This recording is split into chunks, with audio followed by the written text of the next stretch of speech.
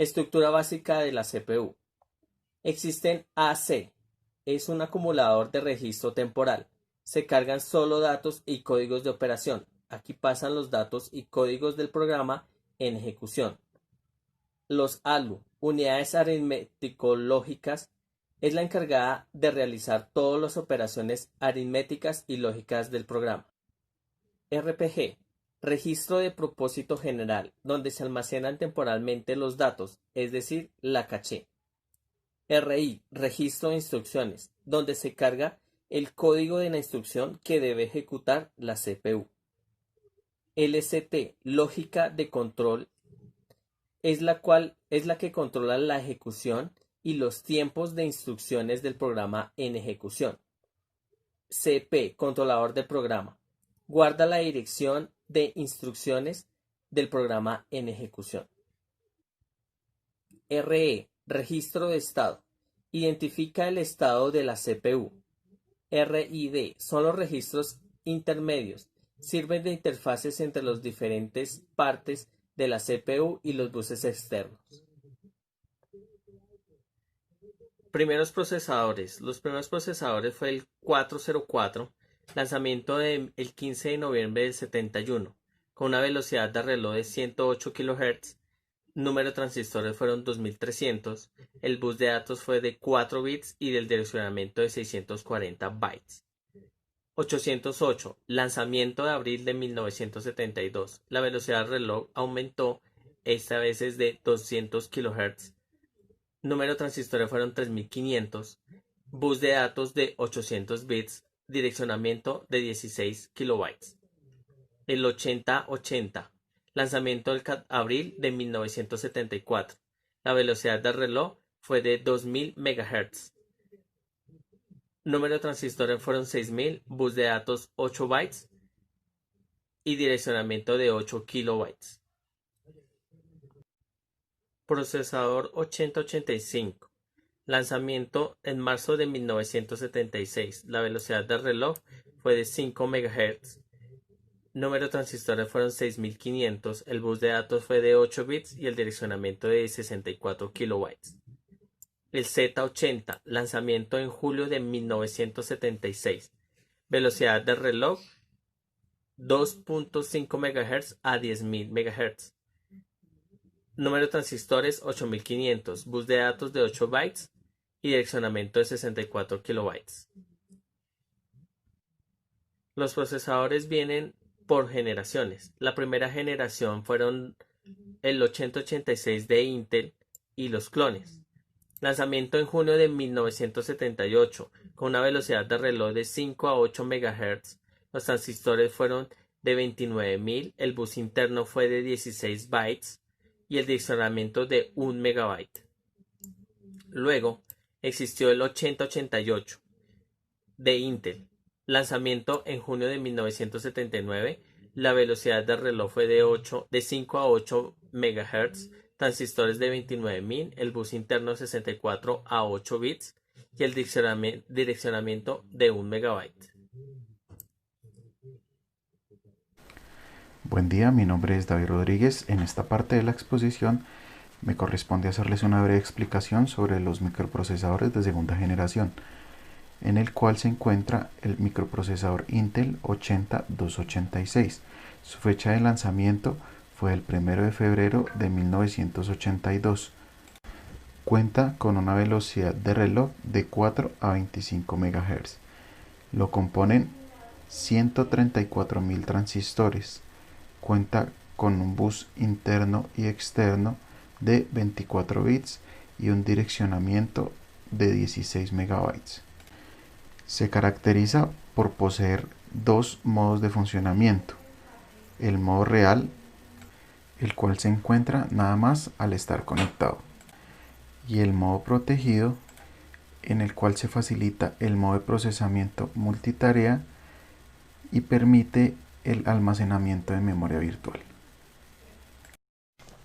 Dando continuidad a nuestra exposición, voy a darles una breve explicación sobre la tercera generación de los microprocesadores, en el cual podemos encontrar el Intel 386 y sus clones.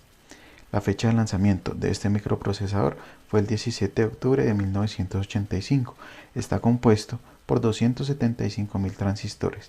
La velocidad de reloj oscila entre los 16 y 40 MHz. Su bus interno y externo es de 32 bits y su direccionamiento es de 4 GB. Las principales características de este microprocesador es que fue diseñado para soportar sistemas operativos optimizados para multitareas. Al igual que el 286, cuenta con un modo de procesamiento real y uno protegido, pero también cuenta con un modo de procesamiento virtual, el cual permite recorrer simultáneamente varias instrucciones del modo real en modo protegido. Hablando un poco sobre sus clones, hay uno llamado 386DX, el cual, igual que el 386, tenía un bus interno y externo de 32 bits, y otro de sus clones es el 395SX. Tenía un bus interno de 32 bits, pero el externo era de 16 bits. Y siguiendo con la evolución de los microprocesadores, tenemos que en la cuarta generación aparecen los procesadores AMD e Intel entre el año de 1988 y 1995, como son el Intel DX2 Overdrive, el cual vemos sus especificaciones y características. Luego de este se lanza el Pentium Overdrive. También aparece el procesador 5X86, que por su nombre se creyó que era un procesador de la quinta generación. Tenemos también el Cyrix, que era un procesador que funcionaba para la mayoría de las placas base 486. De igual forma aparece en la familia de todos los procesadores 486, en donde encontramos unas características muy similares y con muy pocos cambios. Tenemos por ejemplo el 486DX con una unidad de procesador de punto flotante que viene incorporada al chip. El 486SX, que era idéntico al DX, pero con el coprocesador matemático venía pues desactivado. Y tenemos los dos últimos, que fueron el DX2, que procesaba hasta 40 MIPS, y con este también fue lanzado el 486SL, el cual permite el ahorro de energía en el PC tipo notebook. Comenzamos con la quinta generación, la cual empezó a partir del lanzamiento del Pentium de Intel en el año 1993. Este procesador, la característica que tenía es que inicialmente se iba a llamar el Intel 586, pero debido a que no se podían registrar marcas cuyo nombre fuera compuesto por números, comenzó a llamarse el Pentium.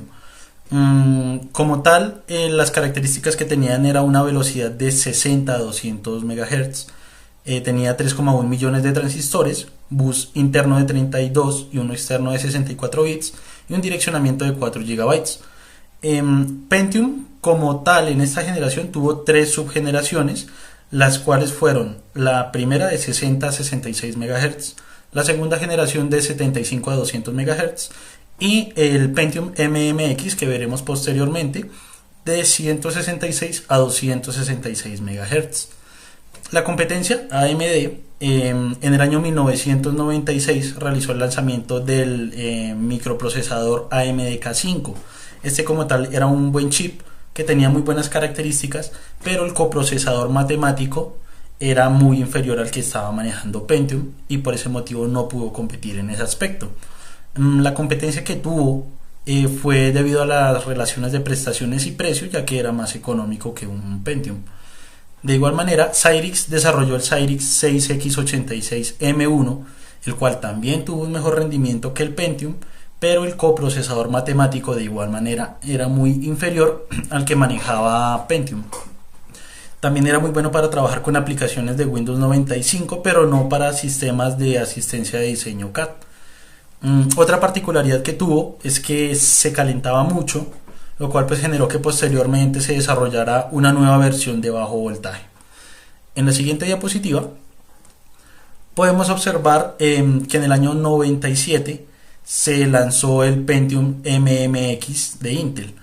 Este procesador era muy superior a un Pentium normal, pero se llamó de quinta generación mejorada porque 2 años antes del lanzamiento del MMX comenzaron a lanzarse los procesadores de sexta generación encabezados por el Pentium Pro.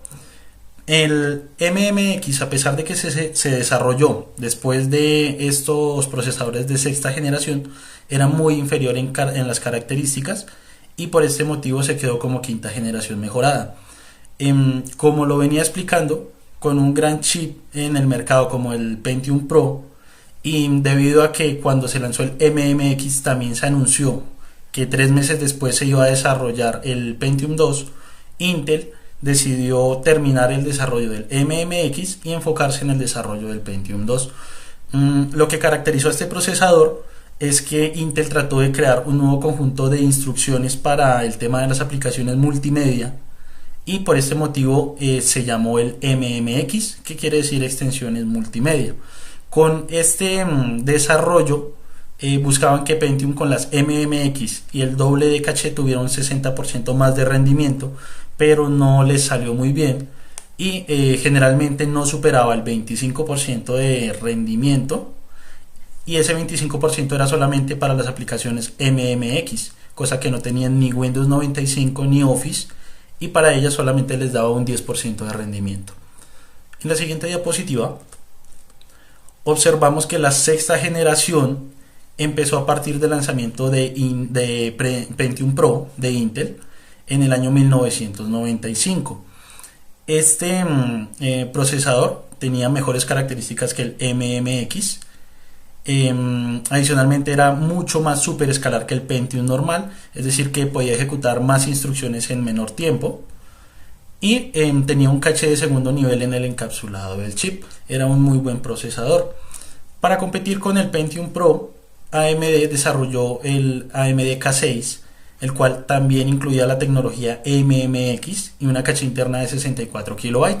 También poseía una caché externa en la board, y aunque era mejor en rendimiento que una MMX y una Pentium Pro en las aplicaciones para Windows 95, no era mejor para las aplicaciones CAD ni para el Windows NT. En esa época también Cyrix desarrolló el 6X86MX, el cual también incluyó la tecnología MMX.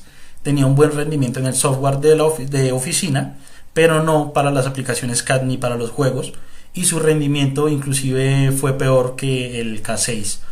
Lo único con lo que pudieron competir y estar en el mercado era por los bajos precios que manejaban.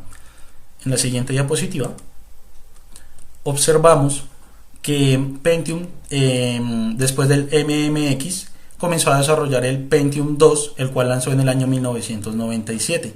Este Pentium 2 tenía mejores características que el Pentium Pro y el Pentium MMX, y como tal era un Pentium Pro con la tecnología MMX. Adicionalmente, la cualidad que tenía es que comenzó a desarrollarse en una presentación de cartucho, la cual ingresaba dentro de un slot en la board y no en un zócalo como se había venido manejando y como se manejaría posteriormente. En esta misma época, Intel también comenzó a desarrollar una línea de procesadores de bajo costo, los cuales eran los Celeron. Estos Celeron se desarrollaron con el fin de competir en precios con los AMD, y adicionalmente poseían unos zócalos normales, a diferencia del Pentium 2. Para competir con el Pentium 2, AMD desarrolló el K6-2, el cual añadió capacidades para el 3D, lo cual no tenía Intel, y AMD lo llamó tecnología 3D Now. Las características como tal eran muy similares a las del Pentium 2, ya que trabajaba con un bus de 100 MHz, dándole el mismo rendimiento que el Pentium 2. Debido a esto, como podemos ver en esta diapositiva, Pentium tuvo que avanzar, tuvo que innovar también, y desarrolló una tecnología similar al 3D de AMD en el Pentium 3 de Intel. En este procesador se le colocaron 70 instrucciones para el 3D y una tecnología Streaming SIMD. Adicionalmente, las características que tenía es que manejaba una velocidad de 450 MHz a 1.4 MHz, tenía 9,5 millones de transistores, bus interno de 32 y uno externo de 64 bits y un direccionamiento de 64 GB. Esto lo hizo para competir con AMD, el cual una semana antes del lanzamiento de Pentium 3 habían lanzado el K63. Este K63 como tal es un K62, pero al que se le mejoraron las instrucciones 3 de NAU.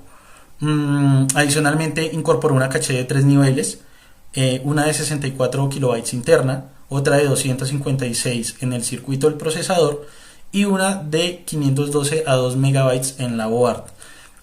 Posteriormente, en el año 99 se lanzó un prototipo del que vendría siendo el K7, que alcanzaba 1000 MHz gracias a una tecnología de enfriamiento que como tal aumentó en un 30% la velocidad del procesador. Aunque les fue muy bien con este AMD K63, la empresa perdió 128 millones de dólares en el primer trimestre del año 99, y lo otro que caracterizó esta época es que Cyrix salió del negocio y se retiró completamente de la competencia. En la siguiente diapositiva vemos que a partir del prototipo AMD desarrolló el Athlon K7 en el año 1999. Este K7 ya poseía una velocidad de 500 a 1000 MHz, 22 millones de transistores, lo cual ya era un gran avance, y tenía un bus interno de 32 y uno externo de 64 bits. Como tal, lo que caracterizó a este procesador es que fue conocido como el mejor CPU de todos los tiempos en cuanto a cálculos matemáticos, y utilizaba un socket, un zócalo similar al slot que manejaba el Pentium 2 de cartucho. En esta época, debido a que salió Cyrix, entró al negocio la empresa Transmeta con su procesador Crusoe. Este procesador se lanzó en el año 2000, tenía velocidades de 333 a 700 MHz y como tal, aunque no buscaban competir con Intel o con AMD directamente, lo que sí tenían era una tecnología revolucionaria como lo era el núcleo de software, lo cual le permitía al procesador ser actualizado sin necesidad de modificar su cuerpo interno o su estructura. Y ya para finalizar, en la siguiente diapositiva observamos que a través de toda la sexta generación Intel desarrolló más versiones económicas con la marca Celeron, como lo eran el Celeron A, el APGA, Celeron 3, 3A, el 4, 4A y el Celeron D. Se desarrollaron a partir del año 1999, tenían unas velocidades de 266 MHz a 3,2 GHz y un bus interno de 32 y uno externo de 64 bits. A su vez, para competir con la marca Celeron, AMD también sacó unos microprocesadores económicos y de baja gama, como lo eran el Duron y el Sempron. Estos fueron lanzados a partir del año 2000, tenían velocidades de 600 a 1400 MHz y como tal el objetivo era competir con la marca Celeron.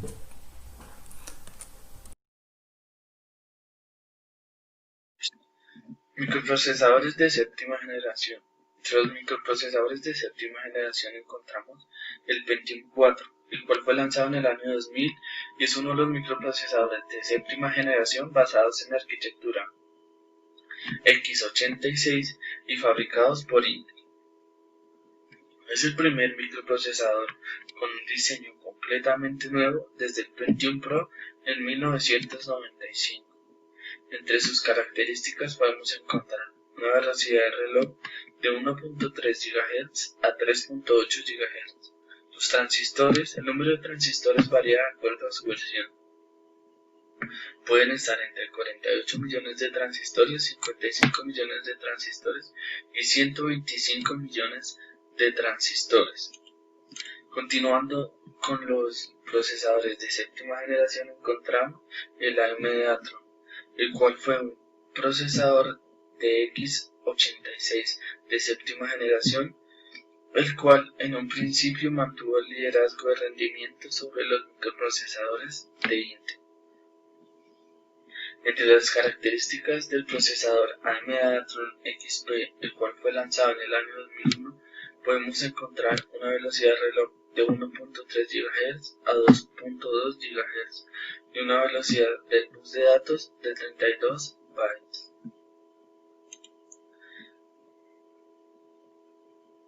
El Pentium D y el Pentium Extreme Edition son procesadores que básicamente consisten en tener dos chips de Pentium 4 metidos en un solo encapsulado. Estos procesadores fueron lanzados en el año 2005 y entre sus características especiales encontramos una velocidad de reloj de 2.66 a 3.66 GHz con 42 millones de transistores.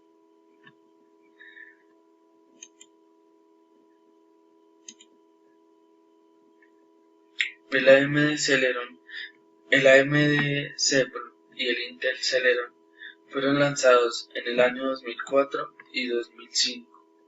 Son microprocesadores de bajo costo de Intel y de AMD. El objetivo era poder, mediante estas marcas, Celeron y Cepron, acceder en los mercados cerrados a los de mayor costo, los cuales son de mayor rendimiento. Entre sus características podemos encontrar para el Intel Celeron una velocidad de reloj de 2.66 a 3.73 GHz y una velocidad del bus de datos de 32 bits. El AMD Cepron tiene una velocidad de reloj de 1.6 a 2.2 GHz y el bus de datos de 32 bits. Continuamos con los procesadores de octava generación. Inicialmente encontramos los procesadores Intel Itanium. El primero fue lanzado en el año 2001 y tiene como características una velocidad de reloj de 733 MHz a 800 MHz, un total de 221 millones de transistores. Luego encontramos el Itanium 2 de Intel, el cual fue lanzado un año después, el 8 de julio de 2002, con una velocidad de reloj de 900 MHz a 1 GHz, con un total de 221 millones de transistores. Otro procesador de octava generación es el AMD Athlon de 64, el cual fue lanzado en el 2003 y tiene una velocidad de reloj de 1.8 GHz a 2.4 GHz, un total de 68,5 millones de transistores y un bus interno y externo de 1600 a 2000 MHz. Cordial saludo. El día de hoy voy a explicar unas diferencias entre otros procesadores. Entre esos procesadores encontramos el Intel Core, el i3, i5 e i7. Hay grandes diferencias de rendimiento entre uno y otros procesadores. Entre ellas encontramos número de núcleos, la frecuencia a la que funcionan, la cantidad de memoria caché, el hyperthreading y la potencia de la tarjeta gráfica integrada en estos. Vamos a dar inicio con el número de núcleos. El número de núcleos lleva desde hace una década siendo de 2 o más casi de todos los procesadores, debido a que las cargas se repiten mejor entre los procesadores de ordenador para consumidores. Encontramos que los de i3 tienen 2 núcleos, mientras que los de i5 y los de i7 tienen 4 núcleos. Cuantos más núcleos es más eficiente. Se podrán realizar varias tareas a la vez. En algunos de los casos excepcionales encontramos procesadores i5 e i7 de 2 núcleos en algunos portátiles. La memoria caché de nuestros procesadores. La información se almacena en 3 capas de memoria. Tenemos el almacenamiento físico del ordenador, como un disco duro o un disco sólido. Cuando abrimos un programa, esta pasa de almacenamiento a la RAM, por lo que es la razón de que es un disco sólido. Habrá un programa de menor tiempo, la velocidad de lectura es mucho mayor que un disco duro. La RAM trabaja de manera conjunta con el procesador, guardando la información que va procesando a ella, gracias a que la velocidad de acceso es muy rápida, desde unos 18 GB. Más rápido aún que la RAM encontramos la memoria caché, la cual está dentro de nuestro propio procesador. En esta nos suele ser uno de unos pocos megabytes de capacidad.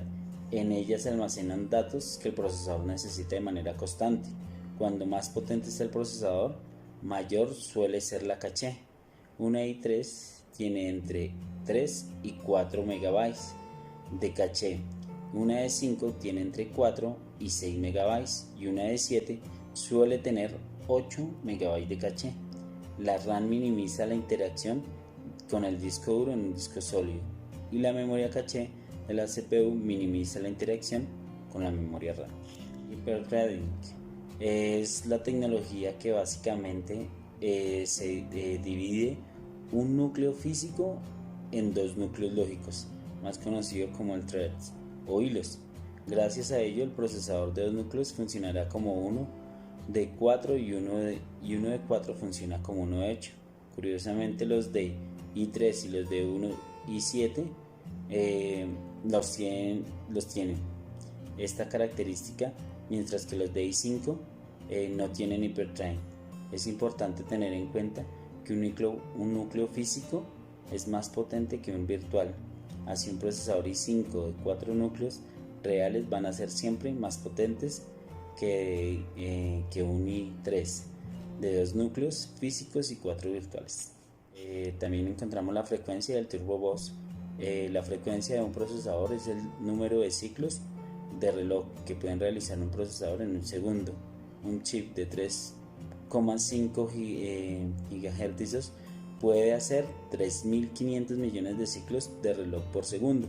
En algunos de los casos la frecuencia de gigahercios en algunos de los procesos de i3 es superior a las del procesadores i5 e i7. Esto no quiere decir que la de 3 y sea más potente, ya que los de i5 y los de i7 tienen lo que conocen como turbo bus. El turbo bus nos permite que el procesador suba su frecuencia durante una cantidad determinada de tiempo, en caso de que sea necesario, funcionando a frecuencias más bajas. Cuando esto no sea así, un i3 de 7300 funciona a 4 GHz, mientras uno de i5 de 7600 alcanza a los 3,5 GHz. Sin embargo, gracias al turbo bus, el i5 de 7600 llega a alcanzar los 4.1 GHz cuando le hace falta.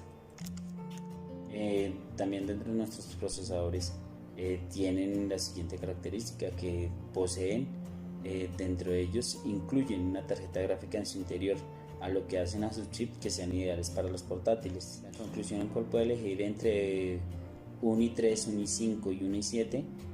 Los i3 son para tareas básicas de bajo consumo, en los cuales solamente te puedes limitar a hacer tareas sencillas en tu PC, bien sea portátil o bien sea de escritorio. Ya podemos considerar una segunda opción, que vendría siendo el i5, que te ofrece un mejor rendimiento tanto para tareas, tanto también para trabajo de programas básicos de diseño, que es el i5.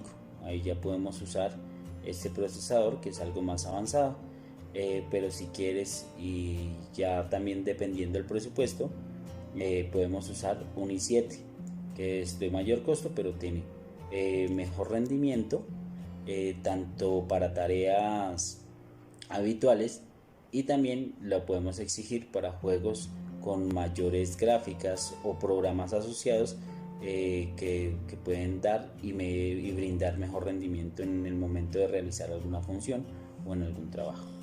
Eso es todo, muchísimas gracias. Espero que les haya ido bien y que hayan entendido. Muchas gracias.